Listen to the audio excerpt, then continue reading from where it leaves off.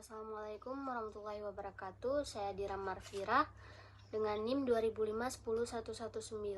Di sini saya akan menjelaskan beberapa hal yang terkait dengan sistem peradilan pidana anak. Pengertian Undang-Undang Sistem Peradilan Pidana Anak. Undang-Undang Republik Indonesia Nomor 11 Tahun 2012 tentang Sistem Peradilan Pidana Anak pada pasal 1 angka 1 yang dimaksud dengan sistem peradilan pidana anak adalah keseluruhan proses penyelesaian perkara anak yang berhadapan dengan hukum, mulai tahap penyelidikan sampai dengan tahap pembimbingan setelah menjalani pidana.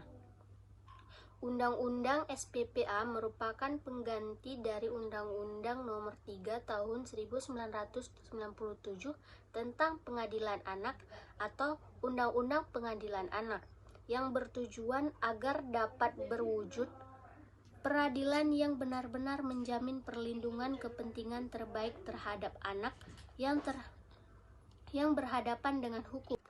Substansi yang diatur dalam Undang-Undang SPPA antara lain mengenai penempatan anak yang menjalani proses peradilan dapat ditempatkan di Lembaga Pembinaan Khusus Anak atau LPKA. Asas Undang-Undang SPPA: 1.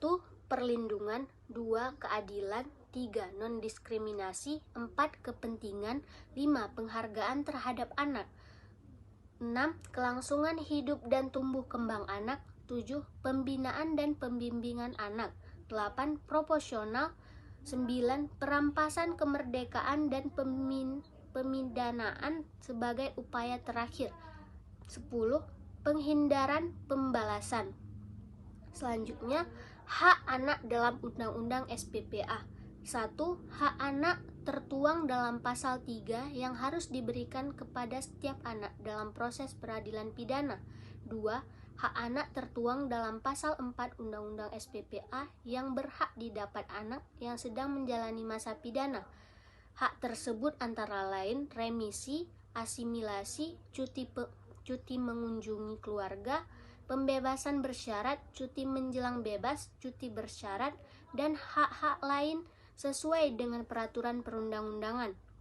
Selanjutnya, pengertian diversi. Menurut Perma 4 tahun 2014, musyawarah diversi adalah musyawarah antara pihak yang melibatkan anak dan orang tua atau wali, korban dan atau orang tua atau walinya, pembimbing kemasyarakatan, pekerja sosial, profesional, perwakilan, dan pihak-pihak yang terkait.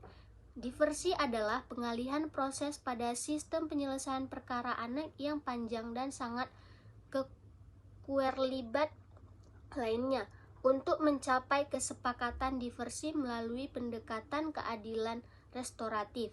Diversi diberlakukan terhadap anak yang telah berumur 12 tahun tetapi belum berumur 18 tahun atau telah berumur 12 tahun meskipun pernah kawin tetapi belum berumur 18 tahun yang diduga melakukan tindak pidana atau pasal 2. Selanjutnya, tujuan diversi. Menurut Undang-Undang SPPA, diversi adalah pengalihan penyelesaian perkara anak dari proses peradilan pidana ke proses di luar peradilan pidana yang bertujuan untuk 1.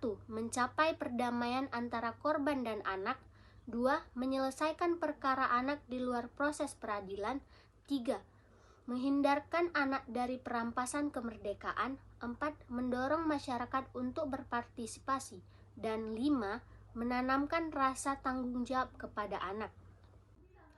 Selanjutnya adalah hasil kesepakatan diversi. 1. Perdamaian dengan atau tanpa ganti kerugian. 2. Penyerahan kembali kepada orang tua atau wali. 3. Keikutsertaan dalam pendidikan atau pelatihan di lembaga pendidikan atau LPKS paling lama 3 bulan atau pelayanan masyarakat. Selanjutnya, peradilan pidana anak dilanjut. Kesepakatan diversi tidak harus mendapatkan persetujuan korban atau keluarga, anak korban serta kesediaan anak dan keluarganya. Pasal 13 Undang-Undang SPPA mengatur sebagai berikut. Proses peradilan pidana anak dilanjutkan dalam hal 1. Proses diversi tidak menghasilkan kesepakatan.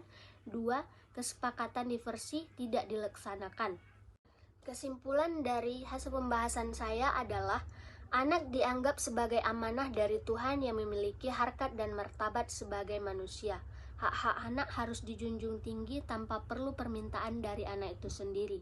Kasus anak berhadapan dengan hukum, seperti anak berhadapan dengan hukum atau ABH, harus ditangani dengan memprioritaskan kepentingan terbaik bagi anak, dengan hukuman dianggap sebagai langkah terakhir.